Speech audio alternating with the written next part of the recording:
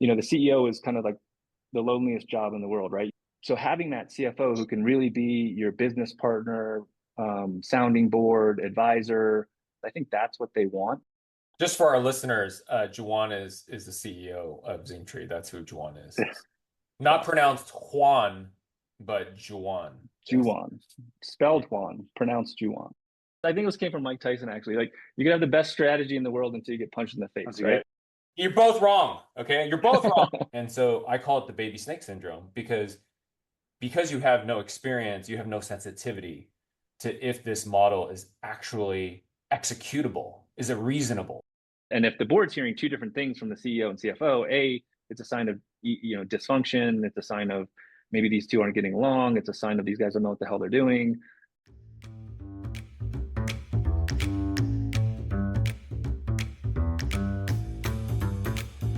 You're listening to Conductive Conversations. I'm Robin Chan, an investor at Conductive Ventures, and today we're talking to Scott Kincaid, the CFO of Zingtree, an AI CX workflow platform for enterprises. I'm also joined by Carey Lai, the founder and managing director of Conductive Ventures, as we dive into the role of the CFO, discuss CEO, CFO, and board dynamics, and explore Scott's journey from playing college basketball to Wall Street to being a CFO at a startup.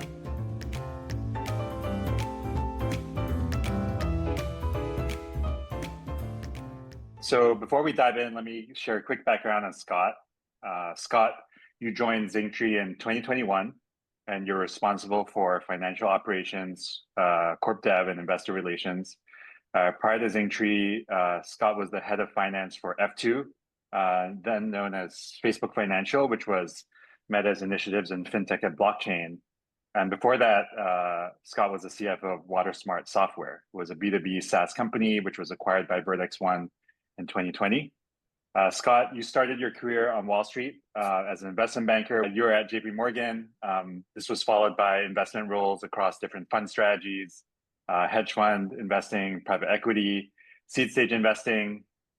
And you have a bachelor in economics from the Johns Hopkins University and an MBA from the University of Oxford across the pond. So Scott, why don't we start at the beginning? Tell us a little bit about yourself, your background, where'd you grow up and how did you end up, working in finance? Yeah, so I grew up on the East Coast. I grew up in Maryland, stayed close to home for college, went to Johns Hopkins. I was actually recruited to play basketball at Johns Hopkins. Oh, All the talk at Zingtree is about tennis. So, there's no room for any other sport beside tennis over at Zingtree with Carey and Juwan. What spot you play on the team? Point guard. Yeah. Next time I'm going to ask you to show me your handles. Yeah, anytime, man. Then you can call me a washed up college athlete as well, But so stay close to home, went to Hopkins. And actually it's a funny story. Like we were just talking about this a little bit, but I had no clue what finance was or investment banking. I was more concerned with basketball than, what I wanted to do. And I was actually at a school visit to Hopkins with the basketball team. And my sister also went to Hopkins before me. And I'm at a bar with my sister's boyfriend and some of these seniors, and they're talking about going to work at investment banks. They're talking about Goldman Sachs and Morgan Stanley. I'm like, what the hell are these guys talking about? What is this? They're talking about making six figures straight away and advising the biggest and best companies in the world. That was the first time I ever even heard this mentioned. Like my parents are just professors.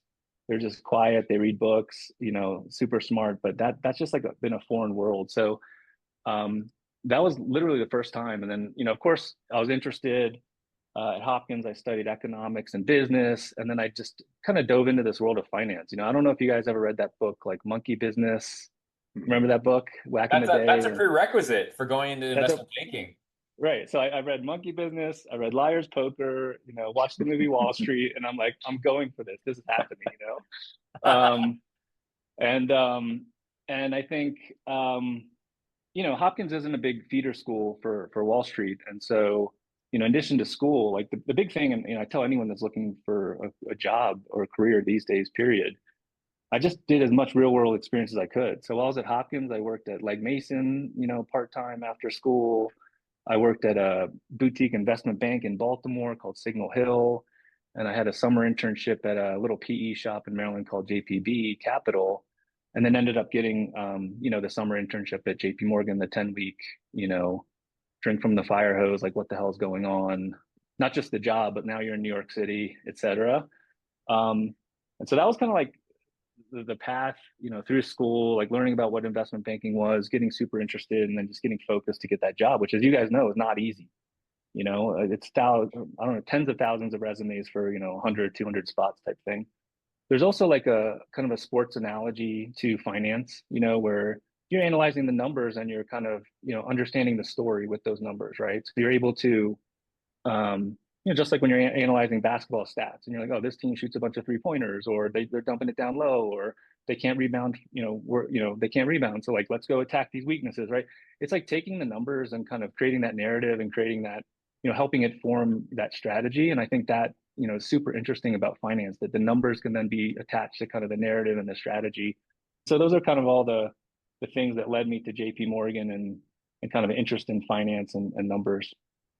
I'm curious. You mentioned your parents are both professors, academics. What were their focuses? Yeah, again, very far from finance or anything, technical. They're both communications PhDs. So my dad was focused on public health communications. So how do you go into countries and create programs around public health awareness? Let's say it's HIV awareness in South Africa, and how do you create programs to help people get tested and be safe and stuff like that. So kind of this, and then my mom was more around multicultural communication. She's Korean. She came to America to get her PhD, met my dad, and never left.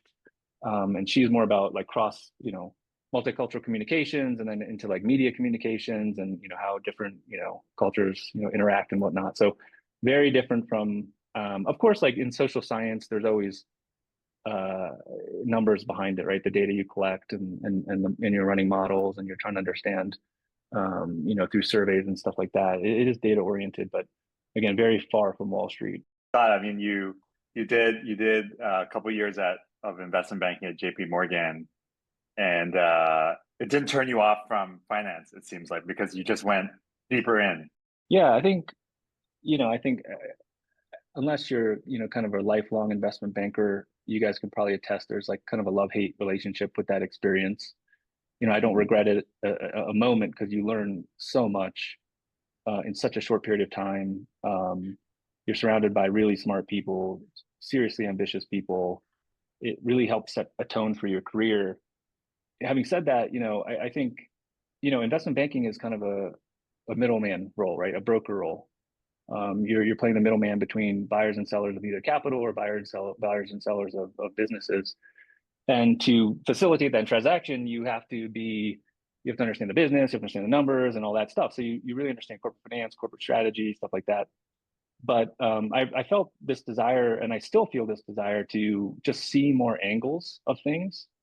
And so, we're selling capital, securities to hedge funds, institutional investors, and all that. And I said, okay, well, what's that look like when you're across the table?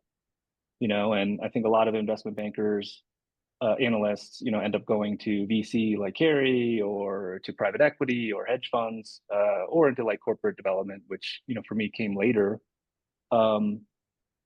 But I wanted to just see what it was like across the table, and to be a principal investor and have skin in the game and feel what that feels like. And it's a much different type of stress. I think we know the 80, 90-hour work weeks at banks, and being in the service business, and being on the buy side, in the principal risk-taking business is much different. You're not at the whim of some client that says, I need this by Monday, and it's ready Friday evening.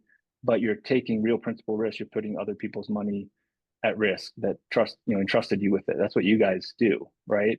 And so that was, and when you're at a hedge fund too, because I was, really between private equity and hedge fund at the time. I think what was interesting about hedge fund is really getting deeper into like the capital markets and money flows, at volume. And Davidson Kempner at the time was only, I think, like 8 or 10 billion, and now is 40 billion monstrosity. But you invest in anything and everything. I remember my first job, it was the first week partner calls me over to his, 8 screens, and he's like, what I want to know is if we're missing the next Honda or Toyota in China. So go analyze the Chinese auto market and come back to me with some recommendations for what to buy. Right? I'm like, what? Like, okay. And notably I came back with BYD, and that was a long time ago. I was going to ask you. I was going to ask you. I came back with BYD, so that actually turned to be a winner, and it wasn't obvious at the time. They were just a small little battery company. But then, and so you learn, again, it's like a different angle of finance, whereas you're kind of over, it's very like, suit and tie, investment banker, wooing clients, a little more, it's like a sales and marketing job too, right? As you guys know. And then going to the principal side, investing in stocks, bonds, CDOs, CLOs, shorting, longing, just this open canvas of like whatever private stuff, public stuff. But I think at the end of the day, like that was a great learning experience. But I, for me personally, personality wise, like didn't want to be staring at a Bloomberg screen all day, every day, reading every piece of news, synthesizing it instantly, waking up, checking out what happened in Europe, what's going on in Europe, what happened in Asia, like that type of 24/7 on lifestyle, I think long term wasn't for me, even though learned a lot. And so I wanted to get back to, and I also think public investing, you're one degree even further removed from the company, right? As you guys know, right? You're not, what you guys do is very hands-on, the private equity VC hands-on, hedge fund one step even further removed. So you really feel like you're truly just watching the show. You're not even helping, make the show. And so went, and was looking to get back into more like private, equity type stuff, more feeling like you're more conducting a business instead of just trading, and got a job at GE Capital doing that in the middle market business. And they had a really good franchise doing like financing leverage buyouts in the middle market business. And I think that was actually the point for me where I was exposed to entrepreneurship in a real way, because a lot of the middle market companies, 20, 30 million EBITDA that are being sold are, founders ready to retire, right? A lot of the companies we were dealing with, you're interacting with kind of someone who built this over 30, 40 years, whether it's like a specialty chemical manufacturer, a packaging company, like all this random middle market stuff that you're like, wow, I didn't know. I guess someone has to do that, right? Like, and you're the person who did the thing. What's like the most interesting company that you didn't think, wow, you could build a massive business in like recycling Pallets. shoes or something? Pallets for airports. Big business, How big? Random. Man, they were like, I can't remember. They were definitely higher than 15 million EBITDA. Whoa. Doing pallets. Another one was a company that did the fountain beverages at McDonald's and stuff. The people that do those machines, and then they sell you those bags that the syrup and stuff goes in. And that's another big business, right? Like someone built that up over time, and they're going to cash out, $100 million or something. You know what I mean? By selling it, and the kids don't want to take it over and all that. There's a bunch of, those two kind of stick out in terms of kind of like funky, weird niche businesses. But then you get exposed to these people, and they've just spent they've dedicated a whole life to building this thing, and they're a much different personality that you run it, that personality is much different than the, professional CEOs and CFOs you deal with at a hedge fund, when you're at earnings calls and you're like at conferences, or when you're at JP Morgan. And, it's like my first meeting at JP Morgan was the first time I got invited to an actual meeting, not just like running, pitch decks, was holding the books. Yeah, exactly. Like up at the printer, like, where are you? Was United Airlines CEO and CFO. At the time, they were in bankruptcy, and JP Morgan had lent them a couple $2 billion to help them get through bankruptcy. And they needed more money because it was taking too long to negotiate their pension stuff, pension liabilities, and they're redoing their whole business plan. And I'll just, so like being in a room with people like that are so professional, so polished, and then being over here, and you're just with this like, gritty, resourceful founder that's just been grinding for 30 years and created something amazingly valuable. And so that's, and then, and you guys know on Wall Street, again, banking can feel like it all can feel fairly transactional, right? I mean, your business is transactional. I mean, you're not in this to be with companies for forever. You're in a much longer hold period than the other,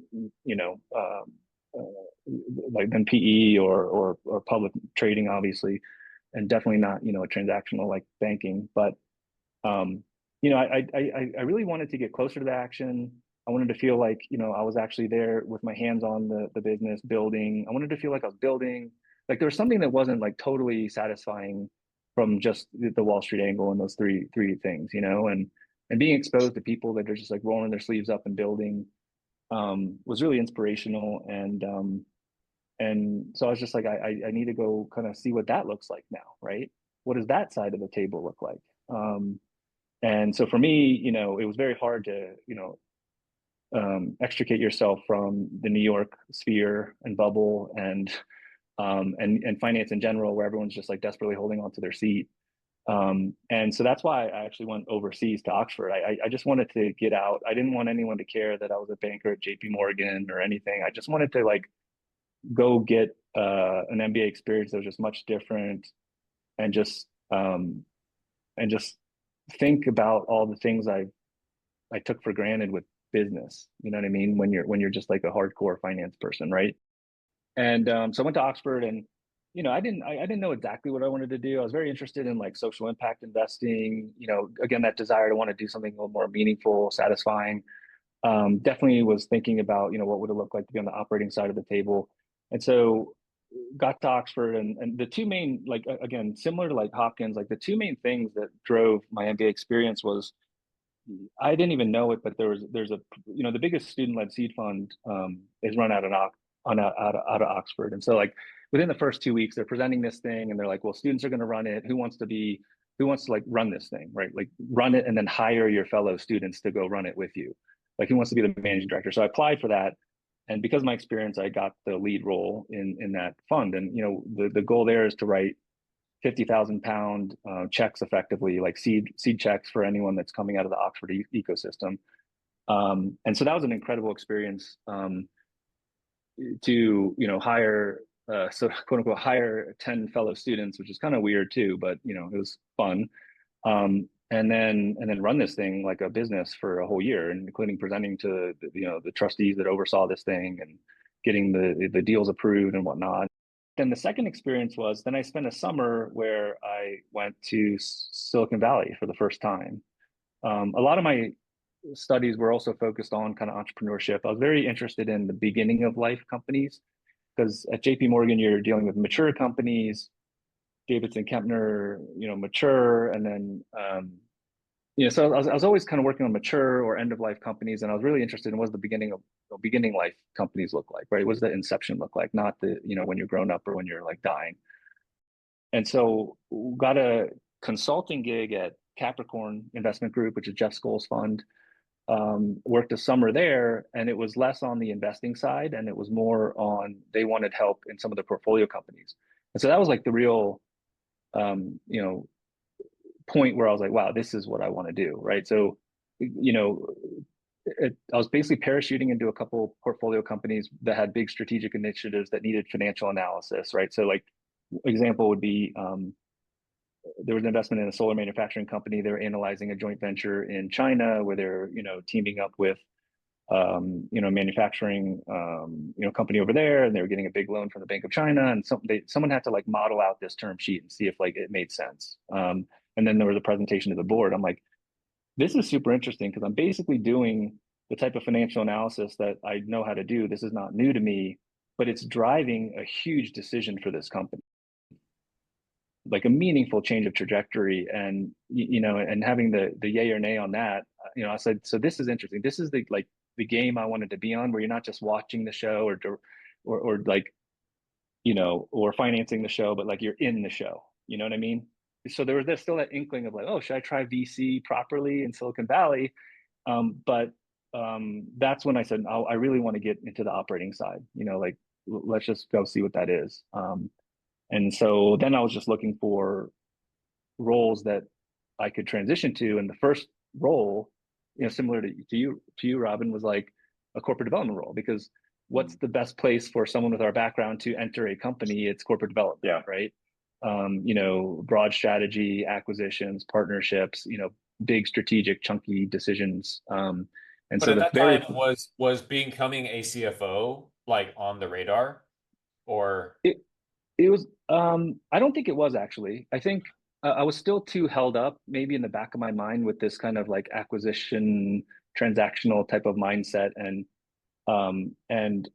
I think what's nice about corporate development, what's very fun about corporate development is you don't have to worry about all the finance function. You just have to worry about like strategy, acquisitions, and like big ticket items.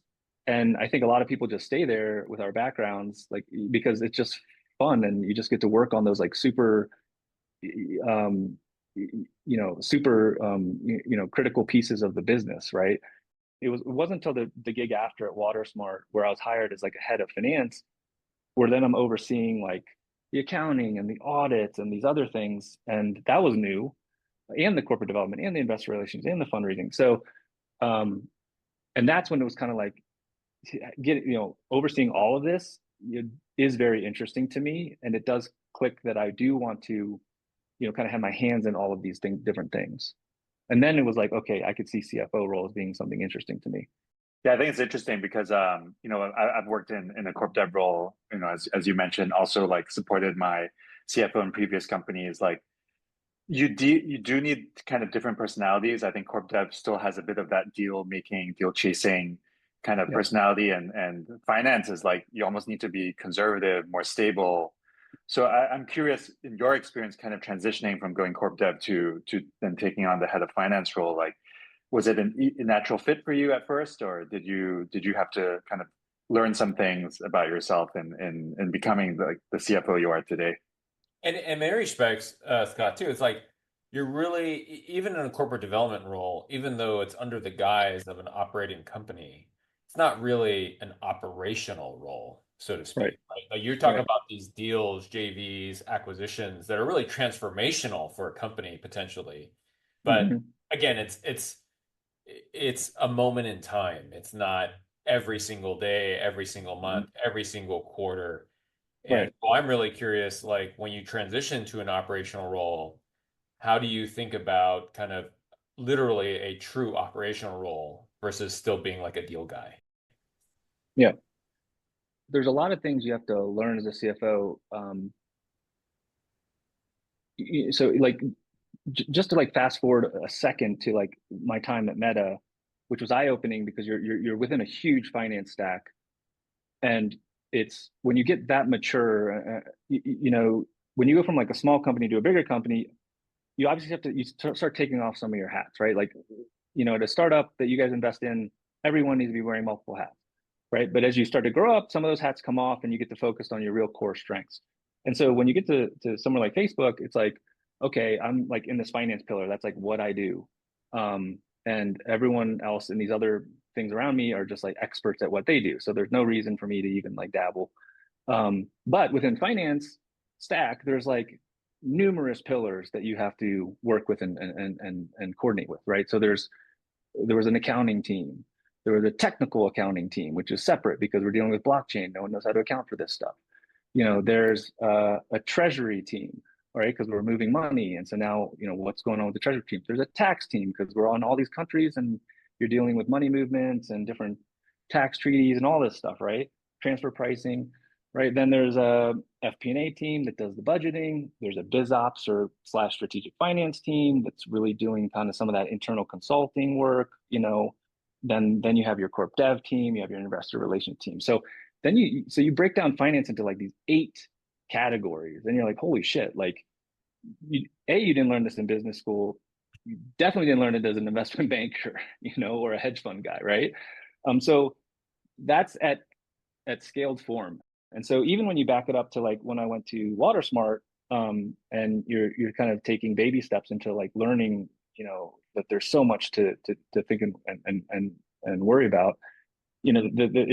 It really is, like I mentioned earlier, like the fundamental thing you need is good accounting and good books, right? So I think when I've been approached in the past for say a CFO role, I'm like, well, do you have a controller? Do you have an accountant? I'm not an accountant. I'm not going to close the books for you guys, right? So the first thing is getting your head around, because it ultimately is the responsibility of the CFO. So immediately it's, okay, what's going on with our accounting? What judgment calls have we made? What policies are we following? And then of course, when there's, new judgment calls to make, it's going to go up to the CFO. And so you have to be knowledgeable enough in accounting and accounting rules to make those judgment calls for the business. And so really accounting, and then controllership, going through a couple audits, which was a new experience for me. And then a lot of the, risk, mitigation, around, really being almost at a startup, especially being like the legal person as well, right? So now all of a sudden you're on the hook for like the risk to the company and insurance and legal matters. And then I think it's very common for CFOs, for HR to report to the CFO. That's a very common thing now. So now all of a sudden, you're thinking about what are the most modern HR tactics to be using? What's the tone of people operations? Is it called HR anymore? Is it called people and culture? Like what are we going for here? So that whole side of the business was like a bit of a learning curve, even though, as a head of finance, I think what people want when they're hiring a head of finance is the strategic mindset, the partner to the CEO. The CEO is kind of like the loneliest job in the world, right? You have no peers. You have to go to other CEOs for advice or to your board. So having that CFO who can really be your business partner, sounding board, advisor, I think when people move to that point where they're like, I think I need a CFO or head of finance, I think that's what they want. But that person also has to be responsible and capable of doing the whole, end-to-end show. What do you think most founder CEOs get wrong when they hire their first CFO? Two things come to mind. I really do think they over-index on this. This is just an accounting numbers reporting job. I think some people think like, I need better reporting, I need better KPIs.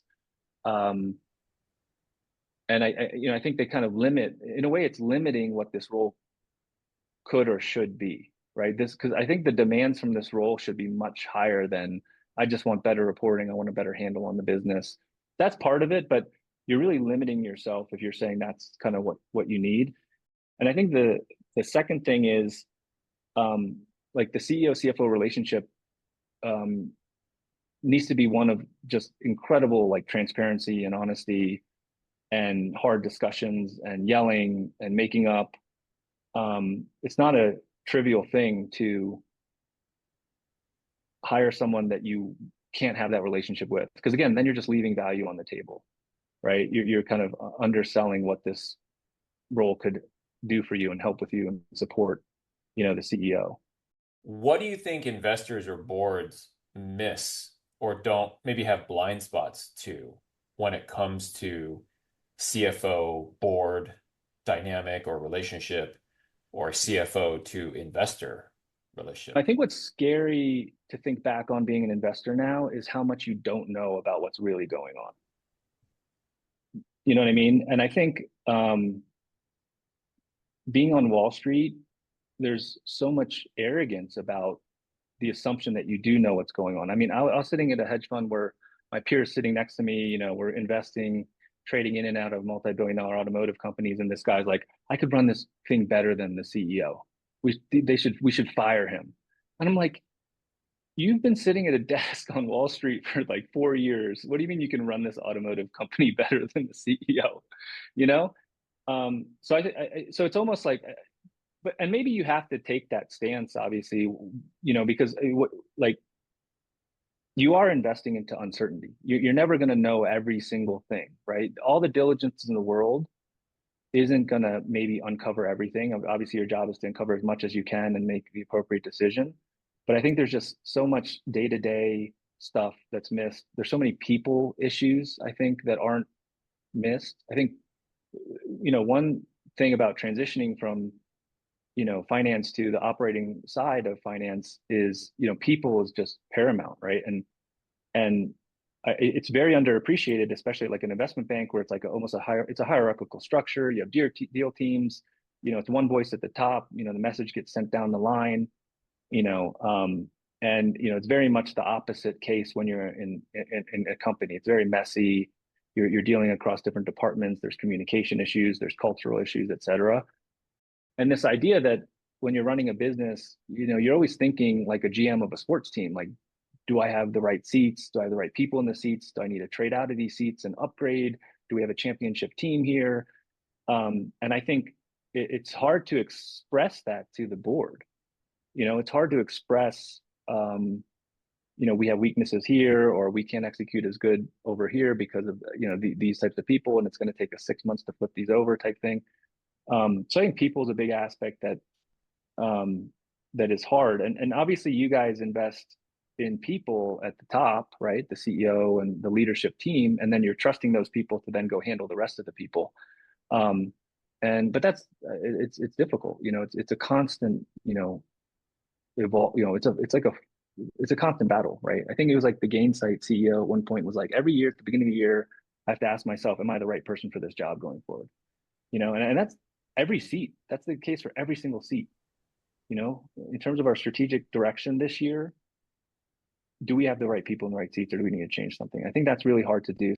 And Carey, maybe I can flip the question to you and bring you in. You as an investor, but also board member of a lot of companies, you interact with the CFOs.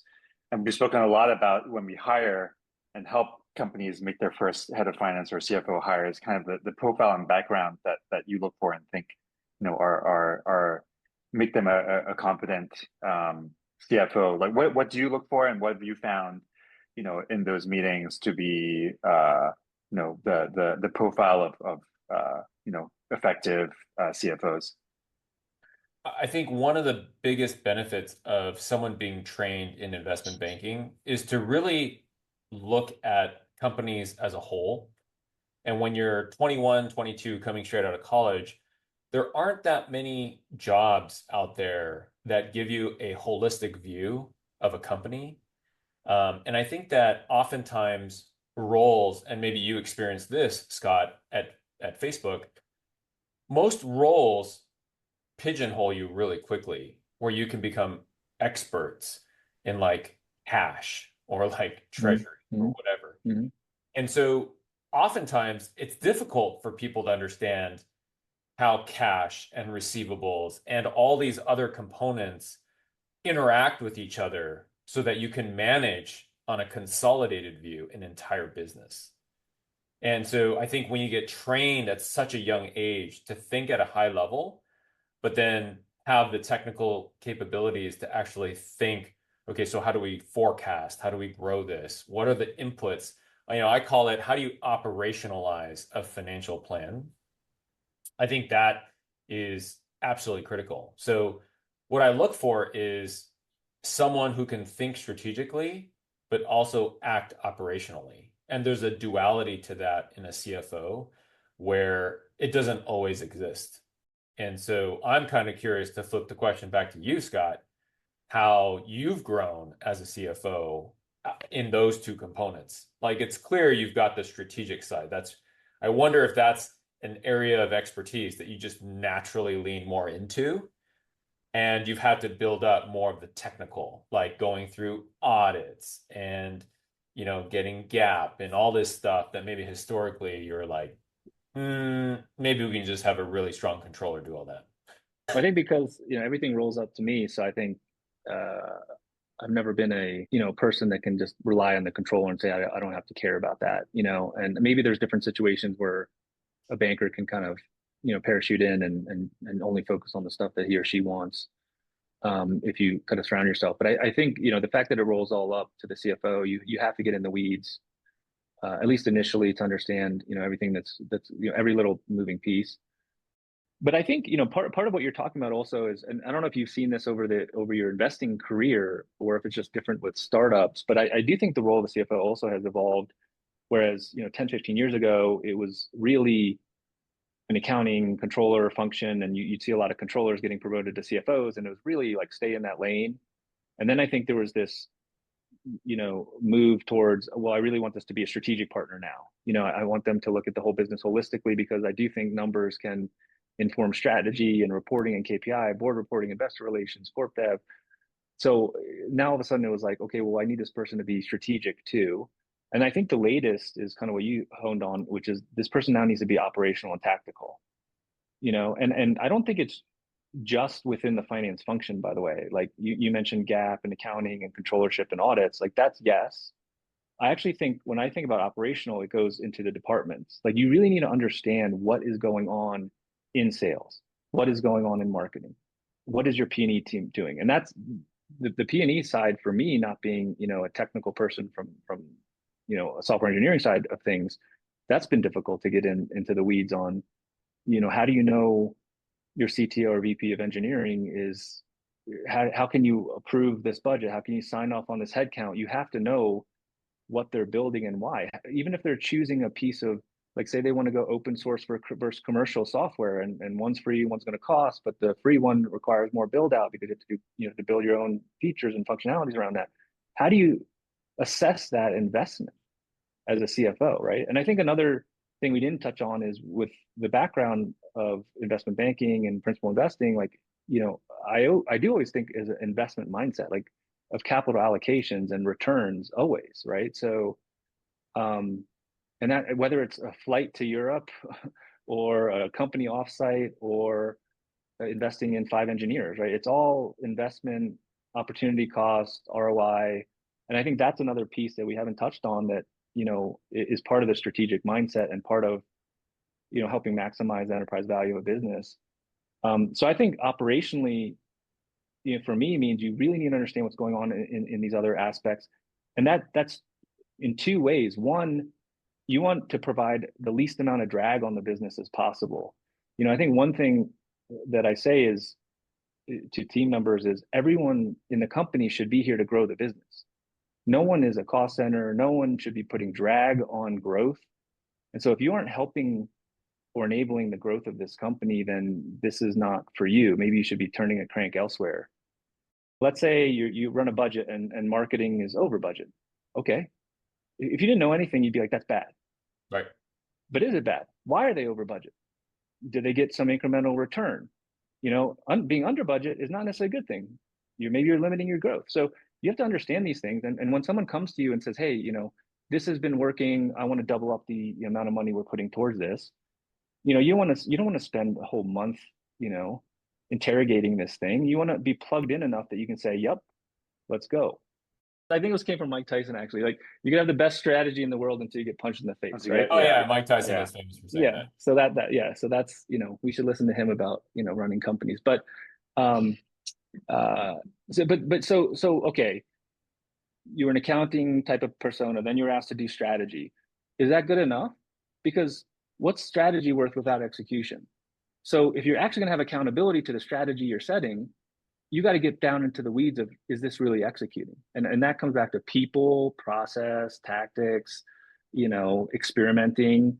And so I think there's an accountability aspect to being in operations too. Of like, if you're going to be, helping out on strategy, you need to be understanding downstream, is this actually going to be really happening, or is it just some conceptual paper PowerPoint you made? Yeah, and I think oftentimes this is the biggest challenge for really young analysts. I always say I call it the baby snake syndrome. So that is a thing that no one's ever said this. So it's something that I say. Okay.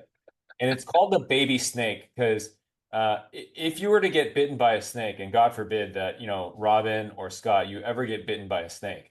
But here's a question to you both. If you were to get bitten by a snake, would you want to be bitten by a baby snake who's small, probably not as lethal, or like a big snake? Robin, what would you get? What would you say? Baby snake. Okay. Scott? Yeah, of course. You're both wrong. Okay. You're both wrong. The reason why you don't want to get bitten by a baby snake, and I totally set you guys up on this one, is because a baby snake doesn't know how much venom to insert after it's bitten you. So the chances of you dying quicker are actually significantly higher if you get bitten by a baby snake versus an adult snake. Interesting. So the analogy here is when you're a young analyst just coming out of school and you build this model and you think, you are like God's gift to modeling. you have no idea what you just put in the model. You have zero clue how a company grows. You have no idea if you can actually grow at this scale. You don't know how long it takes to hire a salesperson. You have no idea how long it takes to train a salesperson, to onboard them, to actually have them, fully productive, right? Hmm. It's just numbers on a spreadsheet. And so I call it the baby snake syndrome because you have no experience, you have no sensitivity to if this model is actually executable. Is it reasonable? Yep. Yep. You're just like, oh, I put these numbers. We should double, triple next year. You want quadruple? We'll quadruple. Why not? It's classic. You raise money and you just hire a ton of salespeople, right? And the model says, well, I'm going to give them $1 million quota, so I'm going to hire 10 of them. That's $10 million. They'll achieve 70% of that. There's $7 million of ARR. We're going to hit our numbers. Blah blah blah. Okay, but the math works. You know what I mean? So I hear you on that one. I definitely echo a lot of what you've said, Scott, which is there should be a special relationship with the CEO and the CFO for sure. I would also add that there should be a special relationship, and I tend to seek these special relationships with the CFO and the board, actually, because there's going to be situations where, God forbid, the CEO is, committing fraud or doing things that are, really coloring outside the lines, where I think a CFO needs to feel very comfortable saying, look, I might be speaking out of school here, but I need to bring this up to the board. And so I usually try to garner special relationships with the CFO, not just to prevent fraud, but just to see if the CEO or founder is really coloring too much, outside the line. There's like a checks and balances, type of thing there where, there's at least two people accountable at the company for the board to, um, call upon as needed. And I experienced it more than Zingtree till date. At WaterSmart, it was, of course, like the CEO is in charge of maybe board relations, and like you have one-on-ones with Juwan frequently. I know Juwan's very good with keeping the board up to date and has good relationships.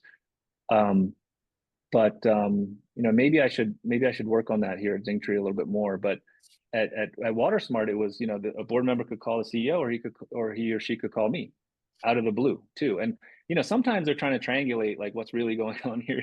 Like 100%. you know, and I think best practices from a company perspective is we should all be we theoretically should all be saying the same thing, doing the same thing. Like the message to the board, should be in Ideally. unison, ideally, right? And if the board's hearing two different things from the CEO and CFO, it's a sign of dysfunction. It's a sign of maybe these two aren't getting along. It's a sign of these guys don't know what the hell they're doing. But that's important intel for you guys to know, um, especially when things are maybe going south or sideways. And so, yeah, I think that's an important role for the CFO too, is to build those relationships, um, be aligned with the CEO, but also have a independent dialogue with each board member as well.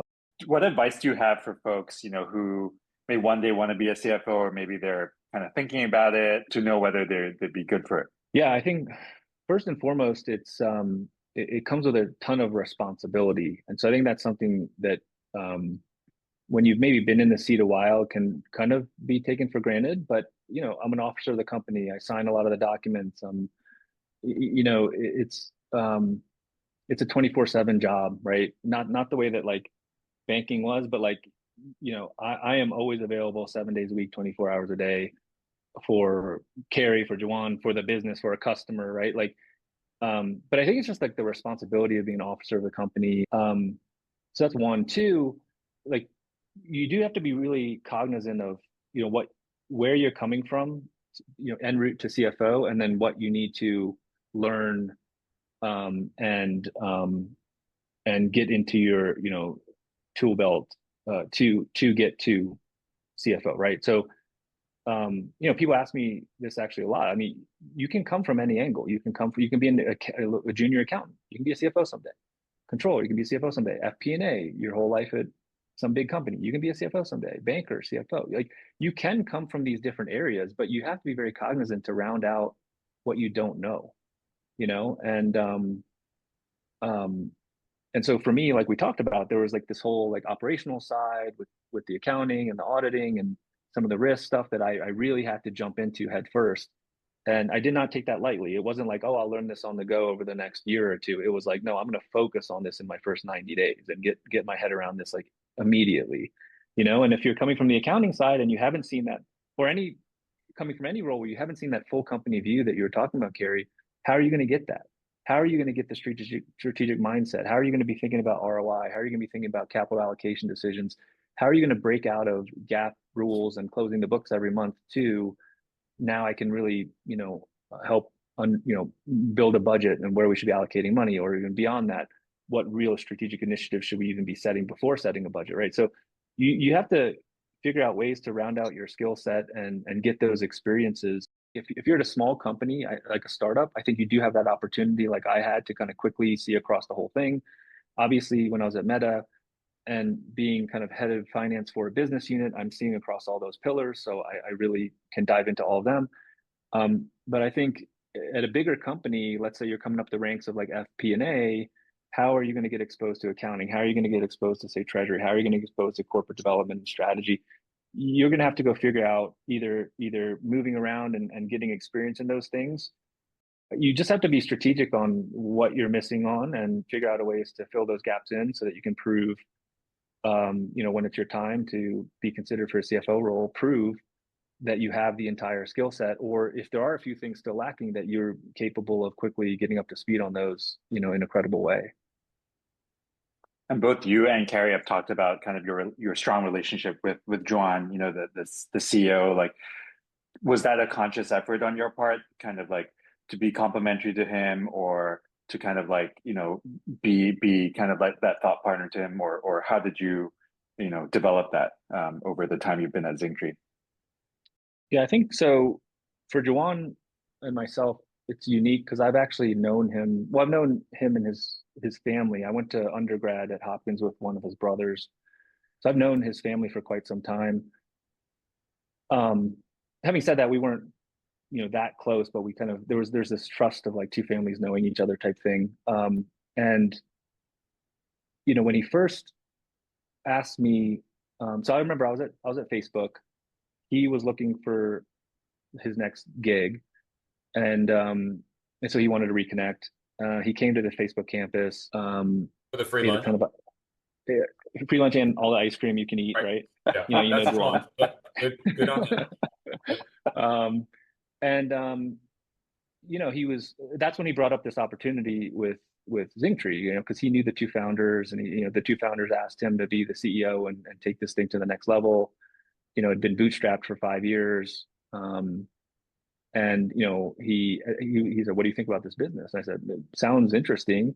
And it was that point in time, so this is before I even became CFO, he asked me as a consultant to look at the business with him to help him decide if he wanted to take the role. And so, we're pouring through the numbers, we're looking at all these amazing logos, these 600, 700 customers. He's talking to a few of the customers. So I helped him do that analysis and helped him make that decision that, our view was it was a diamond in the rough.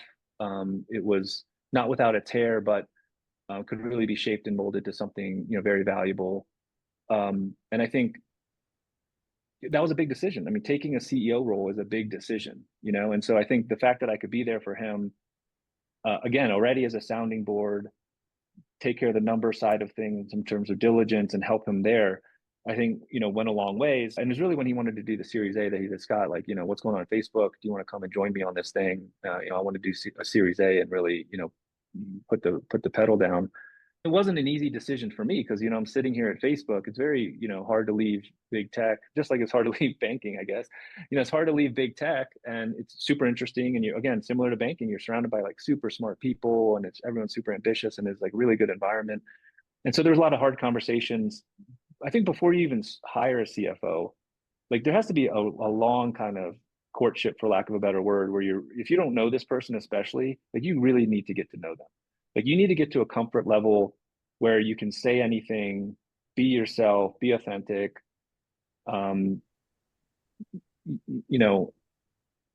be challenged, and no, it doesn't help to have a yes person. So it's a long period of like getting to know each other, long conversations not just about the business, but about life, family. What do you want out of this thing? How do you like to operate? Let's have the wives get together. Like, honestly, that level of, can we really do this together in a trustful relationship? So with Juan, there was a little bit of a shortcut because we knew each other. But like, so at WaterSmart, I think what was interesting there is I started as head of finance, not CFO. But it was the first finance hire. So, they literally had a model that was like one piece of paper, like grow 50% every year, like hard coded. Like the model was like this big, and they're like, we love those. yeah, Yeah. they're like, this is not really helping us this much. And WaterSmart's growth was kind of slowing down. And they're like, we don't understand what the levers that we even need to pull. Yeah, I think what's cool about a model is you get to isolate the assumptions and the levers that need to be impacted to move this thing, right? And I think when you have those models that are like 4 lines, you have no clue like what's really moving the business. They brought me in to kind of like redo the operating model, manage the controller and kind of that whole function because the COO was kind of doing it and she was increasingly getting pulled to like customer sales and legal stuff and so her time was just like going way overloaded. So she really just wanted to offload like that model, make it better and do accounting. And then there was a CEO at the time, he kind of churned out and a new CEO came in actually from the board. So at one point in time, he tapped me on the shoulder. He's like, Scott, you're my business partner. I'm making you CFO. And I was like, okay, awesome, great, thank you. But what led up to that, right? What led up to that is he came in. He'd only been on the board for maybe 6 months at that point in time. Didn't know a ton about the weeds of the business, and needed people quickly to rely on to feed him kind of the truth about what was going on, the truth about people. And he came in with a very different kind of old school hardcore playbook, where he would say things like, if you don't like it, vote with your feet, like leave, because we're turning the volume, like we're turning up the speed here, so things are going to be different. And he really needed, people in his corner and allies to A, get him up to speed and B, get down with his vision. I think from a strategic perspective, I also knew innately, like, we can't keep doing the same thing, keep doing the things we've been doing, right? That's just like insanity, right? And so quickly I got in his corner and trust was built just from those two things, like giving him the real deal truth about things, supporting his vision, supporting, a lot of the changes he wanted to make. And he just tapped me on the shoulder and was like, I can't do this without you. Like, let's go. You're CFO. It's always tough going up to a board meeting. You're always like a little stressed. You're putting it all together. You have a long 3 or 4 hour meeting. And so he'd always be like, just come back to my house. Let's shoot the shit. Let's debrief. We spend the rest of the day together just at his house. That type of relationship and relationship building like is super meaningful. We are tech investors, so be remiss if I didn't ask you, how is the technology, right, and AI changing maybe the role of the CFO or making your life easier? Do you see that at all where you are today? Is your job going to be replaced by AI is what Rob is asking. Can we replace your headcount with some kind of AI software?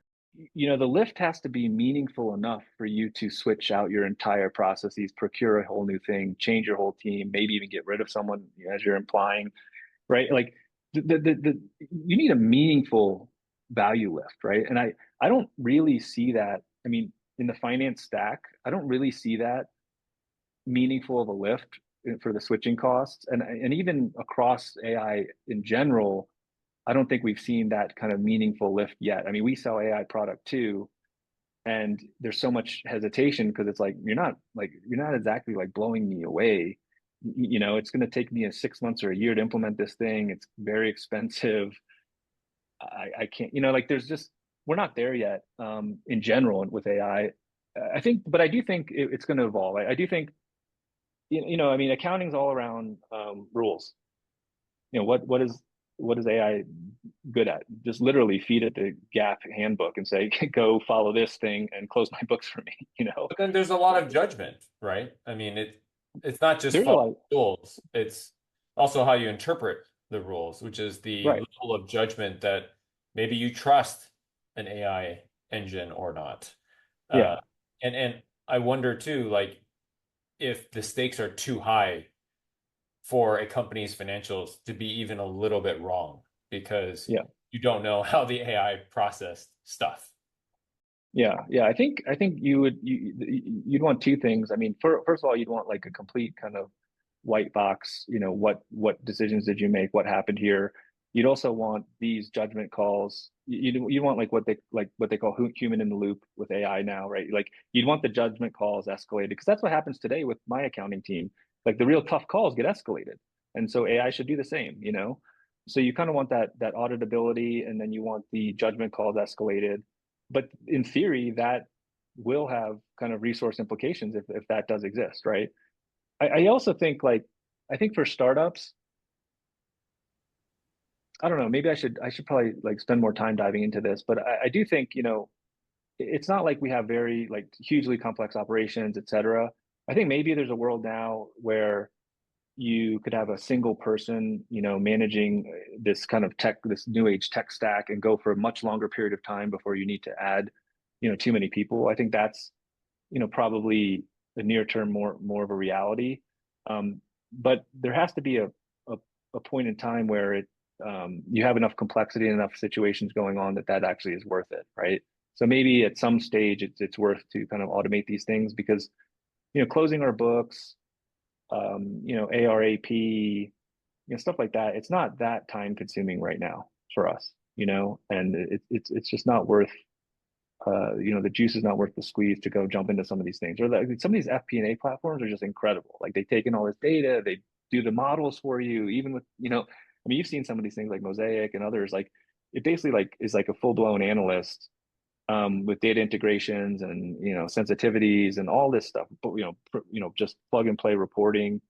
And I think those are interesting, but like you still need a human to run that piece of software, you know. So there's no way around having an FP&A analyst doing that still. So maybe you don't need 2 or 3 FP&A analysts, but you still need one. You've obviously so far had a pretty successful career, despite becoming the CFO of Zingtree. What do you think is your superpower in life? What has enabled you to become so successful? What drives you? What is that superpower of yours that is unique to Scott Kincaid? I think honestly, it almost like is like my career trajectory path. Like there's just like this consummate curiosity always. But not just, oh, I'm curious of that thing. What is that like? But then a willingness to dive all the way deep on it, right? I mean, it's kind of like going from banking to then, oh, what's a hedge fund all about? What's this all about?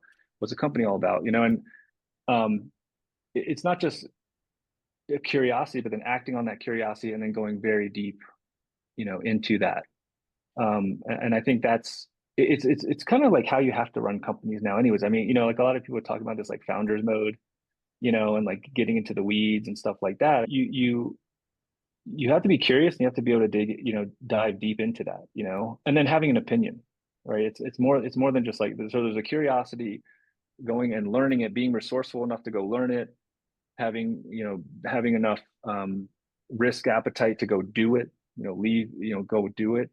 And then I think forming an opinion is critical too. I mean, I think it was at JP Morgan, and my VP, he was the one that always was like, you need an opinion. He'd be like, go, okay, he's like, go do this, this, and this. I'd be like, okay. And he'd be like, what do you think? I'm like, what do you mean what I think? You tell me to do it, I'll do it. And he's like, no, but do you think that's what we should be doing? I'm like, man, I just got here. I was an undergrad, like 4 weeks ago. Like, I don't know, but he said, if you don't have an opinion, you are less valuable to me, period. So I think there's a curiosity, there's a willingness to learn quickly, dive deep into things, and then having a very strong opinion. I think those are critical pieces. Well, I think that's a great place to end. Yeah, thanks for being honest, authentic, and sharing all those great stories with us. Yeah, no, this is fun, guys. Thanks for inviting me on.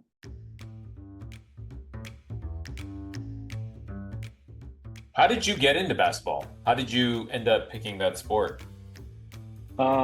So my dad was a big basketball guy. He actually played at Kansas. Oh, wow. Wow. Yeah. He was born and raised in Kansas. and then he went to KU and he walked on. So he tried out, and he was the one person picked from like 500 people. And so we're just like a huge basketball family. So when I was like, I don't know, 4 or 5, he took me to the garage and gave me a basketball and said, throw this as high as you can. And I threw it as high as I can, and that's where he put the rim. Have you heard of like this dole?